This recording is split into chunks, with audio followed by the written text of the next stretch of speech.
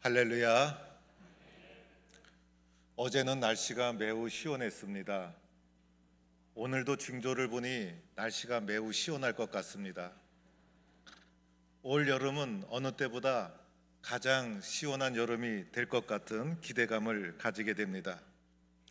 특별히 교회가 얼마나 시원한지 교회에 와서 교회의 아버지 집에 거하는 것이 가장 좋다라는 생각을 하게 됩니다. 인생을 살다가 고난과 시련을 겪을 때 나는 어떻게 해야 하는가?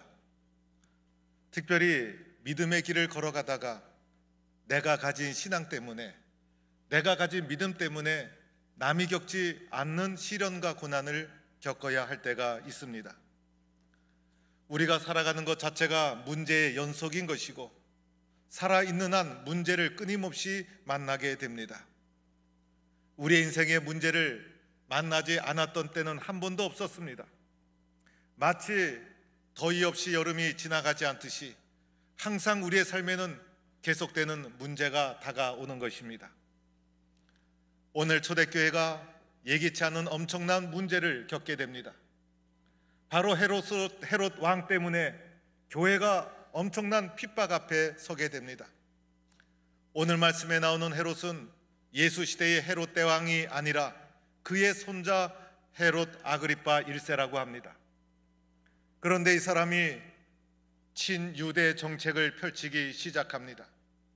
유대인들이 좋아하는 정책을 펼치면서 유대인들이 미워하는 교회를 핍박하기 시작합니다.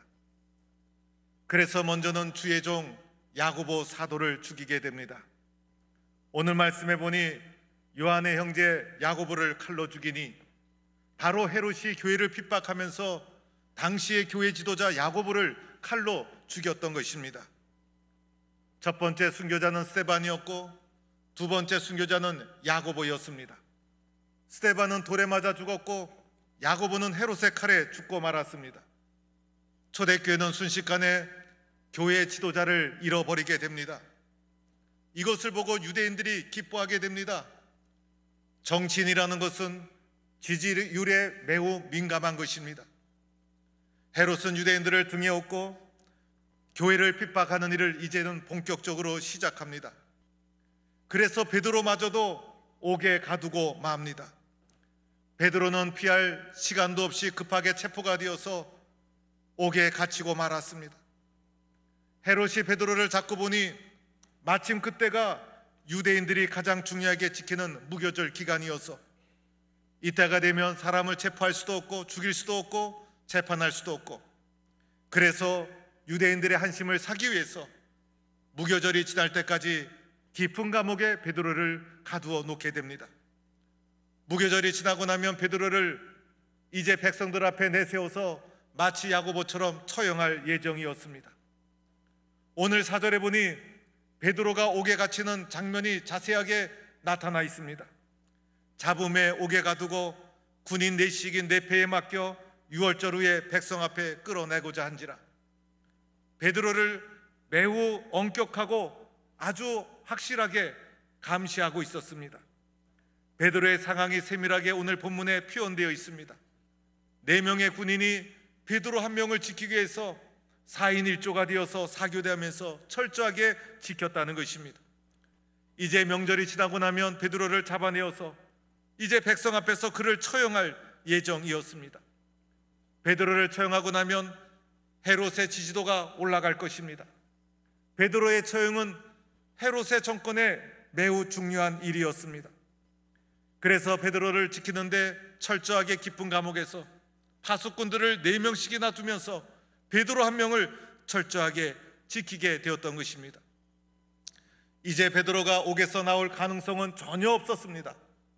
오늘 4절 말씀에 베드로가 감옥에 들어가 있는 장면을 세밀하게 표현한 것은 베드로가 옥에서 나올 가능성이 전혀 없다는 것을 우리에게 말해주고 있는 것입니다. 초대교회 지도자 야고보는 순교를 했죠. 베드로는 잡혀서 감옥에 갇히고 말았습니다. 명절이 끝나면 베드로마저도 형장의 이슬로 사라지게 될 것입니다. 초대교회가 예기치 않은 엄청난 위기를 겪게 된 것입니다. 교회에 존폐가 걸린 문제였고 감당할 수 없는 엄청난 시련을 교회가 겪게 된 것입니다.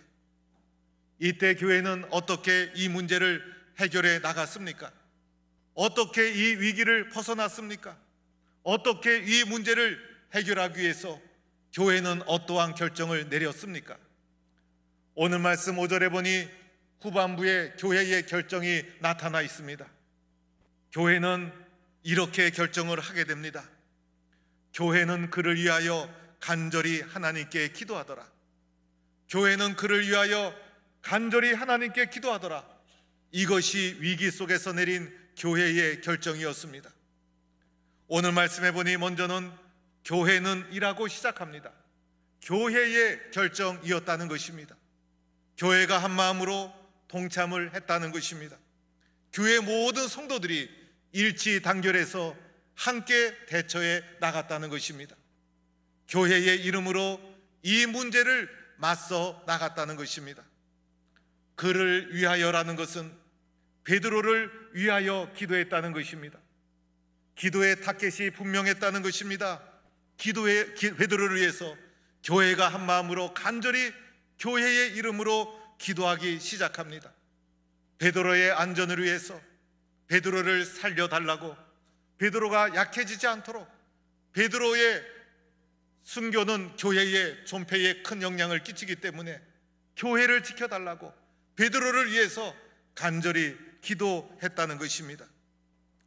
교회는 그를 위하여 간절이라는 단어를 사용합니다.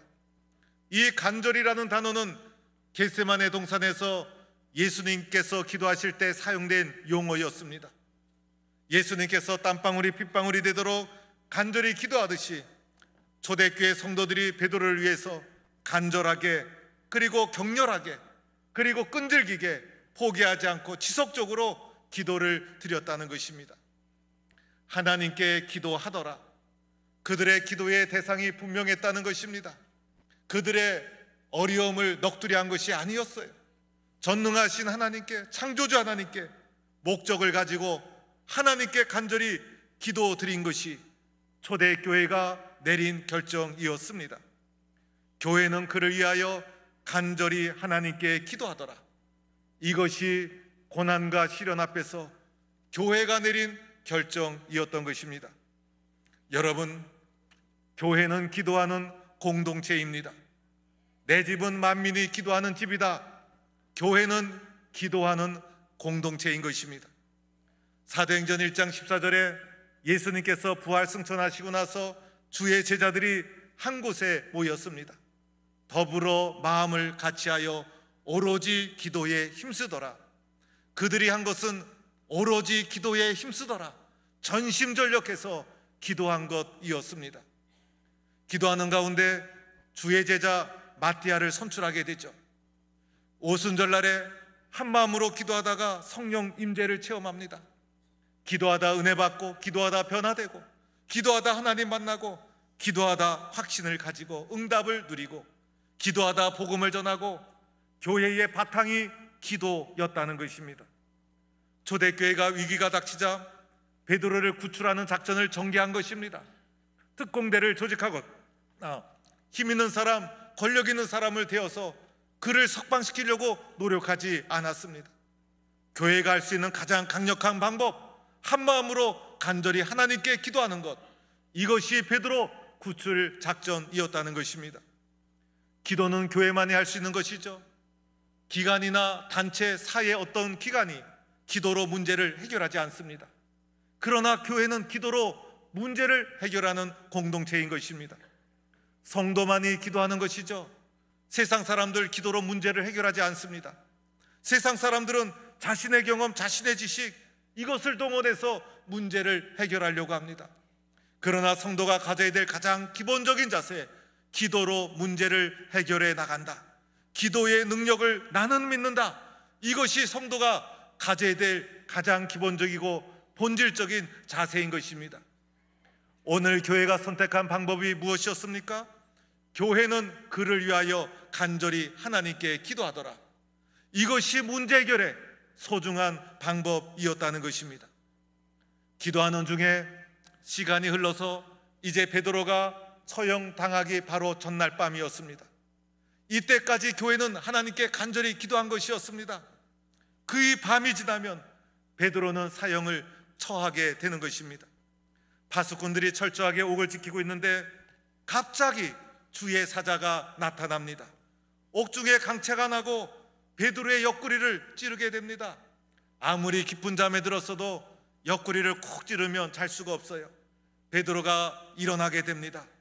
급히 일어나는 동시에 그의 손과 발을 묶고 있었던 쇠사슬이 저절로 다 풀어지게 됩니다. 놀라운 일이 갑자기 일어난 것이죠. 기도하다 보면 갑자기 은혜가 다가오는 것이고, 갑자기 문제가 사라지는 것이고, 갑자기 체험을 하게 되는 것이고, 기도하는 가운데 갑자기 놀라운 일이 일어나게 된 것입니다. 천사가 베드로를 이끌어가기 시작합니다.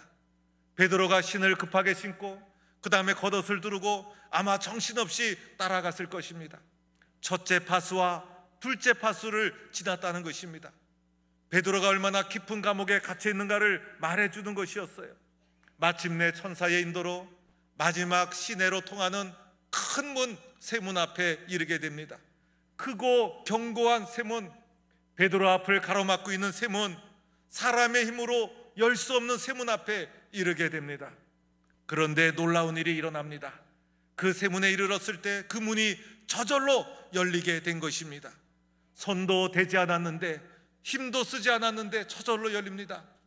우리 교회 문도 자동문 아닙니까?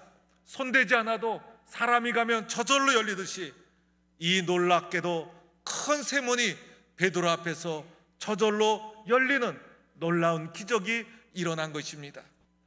이제 베드로가 나와서 마가의 다락방 기도하는 곳을 찾아가게 되죠. 문을 두드립니다. 로데라는 계집아이가 나와서 보니까 베드로였습니다. 너무나 놀라서 돌아가서 기도하던 성도들에게 베드로가 왔다고 전하게 됩니다. 이때까지 성도들이 기도하고 있었던 것입니다. 이때가 한밤중이었는데 끊임없이 교회는 베드로를 위해서 기도하고 있었던 것이죠. 그런데 기도하던 성도들이 베드로가 대문 밖에 있다는 말을 듣고 어떻게 했습니까? 믿을 수가 없었던 것입니다. 그래서 로데라는 계집아이에게 내가 미쳤냐라고 핀잔을 주게 됩니다. 그러나 살펴보니 베드로가 대문 밖에 있었던 것입니다. 베드로가 대문 밖에 있으리라고 상상도 하지 못했습니다. 베드로를 위해서 간절히 기도했지만은 설마 베드로가 나올 수 있을까? 베드로를 위해서 간절히 기도했지만은 설마 베드로가 그 깊은 감옥에서 나오리라고 믿음이 가지 않았다는 것입니다. 베드로를 위해서 뜨겁게 기도를 했지만은 아무리 생각해도 베드로가 그 깊은 감옥에서 나오는 것은 불가능한 일이었던 것입니다. 그래서 정작 기도는 했지만은 초대교회 성도들은 믿을 수가 없었다는 것입니다. 우리도 기도하다 보면 그럴 때가 있어요. 기도한다고 형편이 좋아질까? 기도한다고 앞길이 열리는 것일까? 기도한다고 병이 나아지는 것일까? 기도한다고 더 좋아질 수 있을까? 때로는 믿어지지 않습니다. 그렇게 생각하는 것이 어쩌면 당연한 것이고 초대교회 성도들도 그렇게 생각했다는 것입니다. 베드로를 위해서 뜨겁게 기도했지만은 설마 베드로가 옥중에서 나올 수 있을까? 이 사실을 믿을 수가 없었다는 것입니다. 그러나 여러분, 기도라는 것은 알고 하는 것이 아니죠. 내가 다 안다면 기도할 이유가 어디에 있겠어요? 그리고 기도의 응답은 내가 생각한 정도로만 주어지는 것이 아니죠. 알 수 없어도, 믿을 수가 없어도 기도라는 것은 순종이라는 것입니다. 순종해서 기도하다 보면 내가 생각하지 못했고 미처 알지도 못했던, 상상하지도 못했던, 기대하지도 않았던 놀라운 일이 일어나게 되는 것입니다. 그래서 기도는 믿음의 순종인 것입니다. 내 믿음을 가지고 순종해서 하나님 앞에 기도하면 기도의 열매, 기도의 응답은 주님이 주시는 거예요. 그래서 오늘 초대교회 성도들도 믿을 수 없었지만은 믿음으로 순종하며 기도하고 있었다는 것을 보여주고 있는 것입니다. 사랑하는 성도 여러분, 오늘 말씀을 한 번 더 자세히 정리해 보겠습니다. 먼저 초대교회 성도들의 모습을 보세요. 초대교회 오늘 이 환난과 시련은 죽느냐 사느냐의 문제였어요. 작은 문제가 아니었어요. 내 힘으로 이길 수 있고 해결할 수 있는 문제가 아니었어요. 초대교회 능력으로는 감당할 수 없는 엄청난 핍박이 밀려왔던 것입니다. 초대교회 성도들은 헤롯의 권력이 죽이면 죽고 잡으면 잡힐 수밖에 없는 연약한 공동체였어요. 헤롯이라는 어마어마한 권력이 연약한 교회를 사정없이 핍박하고 있었다는 것입니다. 인생을 살다 보면 내가 감당할 수 없는 시련이 밀려올 때가 있어요. 고난과 시련이라는 것은 내가 선택하는 것이 아니잖아요. 때로는 예기치 않은 시련과 환난이 밀려오게 됩니다. 그 시련과 환난 앞에서 내가 가진 능력은 너무나 작고 미약합니다. 그럴 때가 되면 낙심하고 절망하고 두려워하고 포기하게 됩니다. 이것이 사람들의 모습인 것입니다. 그러나 오늘 초대교회 성도들의 모습을 통해서 우리에게 보여주는 것이 무엇입니까? 기도해야 된다는 것입니다. 기도해야 된다는 것입니다. 응답에 대한 확신이 믿어지지 않더라도 기도는 순종이고 기도에 순종을 해야 한다는 것입니다. 여기에서부터 문제 해결이 시작이 된다는 것입니다. 또한 오늘 말씀에서 베드로의 모습을 살펴보시기 바랍니다. 베드로가 오늘 문제를 어떻게 받아들이고 있습니까? 오늘 본문에서 베드로가 초조하거나 두려워하는 모습을 찾아볼 수가 없습니다. 베드로는 야고보가 순교하는 것을 다 지켜봤습니다. 야고보가 잡혀가서 형장의 이슬로 사라지고 그 일로 인해서 초대교회 성도들이 말할 수 없는 고통을 겪는 장면을 베드로는 다 보았을 것입니다. 똑같은 방법으로 자신이 헤롯의 손에 잡혀갔을 때 나도 야고보처럼 죽게 되겠구나, 자신의 순교를 베드로는 예감할 수밖에 없었다는 것입니다. 그런데 오늘 말씀해 보니 베드로가 당황하거나 두려워하는 모습을 찾아볼 수가 없습니다. 오늘 베드로가 깊은 감옥에서 어떻게 지냈는가? 6절 말씀에 이렇게 나와 있습니다. 베드로가 두 군인 틈에서 두 쇠사슬에 매여 누워 자는데 라고 말하고 있습니다. 여기서 말하는 누워 잔다는 것은 편안한 마음으로 안식을 취했다는 표현입니다. 그런데 도대체 지금 베드로가 잠을 잘 상황이 아니었던 것입니다. 오늘 밤이 지나면 베드로는 이제 사형을 당해야 될 터인데, 이 세상에서 마지막 밤인데 도대체 잠이 올 상황이 아니었다는 것입니다. 그런데 베드로는 두려움이 하나도 없었습니다. 도리어 마음의 평안을 유지하고 두 군인 틈 속에서도 평안히 마음을 유지하며 잠을 청하는 베드로의 모습을 보게 됩니다. 왜 베드로가 이렇게 평안을 유지할 수 있었을까? 비록 깊은 감옥이라 할지라도 그곳에서도 하나님을 깊이 의지하는 신뢰의 믿음이 살아있었기 때문에, 예수님과 동행하고 있었기 때문에 두려움을 이길 수가 있었다는 것입니다. 사도 바울은 빌립보 감옥에서 찬송과 기도로 이겨나가지 않았습니까? 베드로는 오늘 예루살렘 감옥에서 평안한 마음으로 기도하는 가운데 두려움을 이겨나가고 있는 것이었어요. 주님의 인도로 베드로가 감옥 문을 나설 때도 어떠했습니까? 베드로가 앞서지 않았죠. 주의 사자가 나타났을 때 주의 사자에게 민감하게 순종하면서 주의 사자의 인도를 따라갈 뿐이었습니다. 베드로가 주의 사자를 앞서지 않습니다. 그래서 늘 주님과 동행하며 감옥에 있든지 집에 있든지 어느 곳에 있든지 주님과 동행하는, 예수님을 깊이 신뢰하는 베드로의 모습을 보게 됩니다. 내가 비록 감옥에 있을지라도 이 자리에 우리 주님이 함께 하신다. 내가 고난을 받고 있지라도 오늘 주님은 나와 함께 하신다.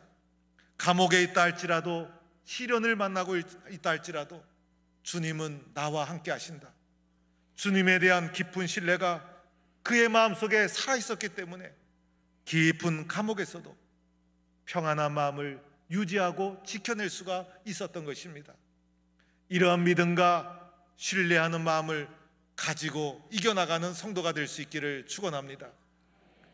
더하여 교회의 모습은 어떠했습니까? 교회가 한 마음으로 기도하지 않았습니까? 교회가 한 마음으로 그를 위하여 간절히 하나님께 기도하더라. 베드로를 위해서 집중 기도를 했다는 것입니다. 얼마나 열심히 기도했는지 베드로가 옥에서 나와 보니 그때까지도 기도하고 있었어요. 한 마음으로 일치단결해서 열정적으로 드려지는 교회의 기도가 있었다는 것입니다.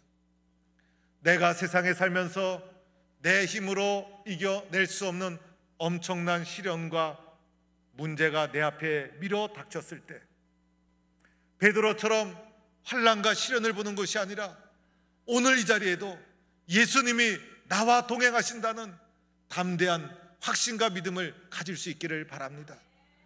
그리고 교회는 서로를 위하여 순종해서 기도하는 것입니다. 기도는 순종인 것입니다. 내가 생각할 수 없어도 상상할 수 없어도 기도로 도와주는 것입니다. 기도로 서로가 응원해 주는 것입니다. 나의 믿음과 교회의 기도가 합쳐질 때 그것이 영적으로 더 크게 상승이 되어서 하나님께 응답이 되는 것이고, 내 앞을 가로막고 있는 그 어떤 쇠사슬이라도, 내 앞을 가로막고 있는 그 어떤 세문이라도 저절로 열리는 놀라운 기적이 일어나는 것입니다. 여러분, 문제라는 것은 내 힘으로 해결하는 것이 아닙니다. 문제는 저절로 해결되는 것입니다. 환난과 시련도 내 힘으로 해결하는 것이 아니에요. 믿음으로 이겨나가는 과정 속에 은혜로 저절로 해결되는 것이 환난과 시련이요 어려움을 이겨나가는 길은 저절로 해결되는 것이 하나님의 은혜인 것입니다. 어떤 어려움이 밀려올지라도 믿음을 지키고 우리는 서로가 서로를 위해서 함께 기도함으로 저절로 문제가 해결되는, 저절로 세문이 열리는 놀라운 축복을 누리는 성도가 되기를 주의 이름으로 간절히 축원합니다.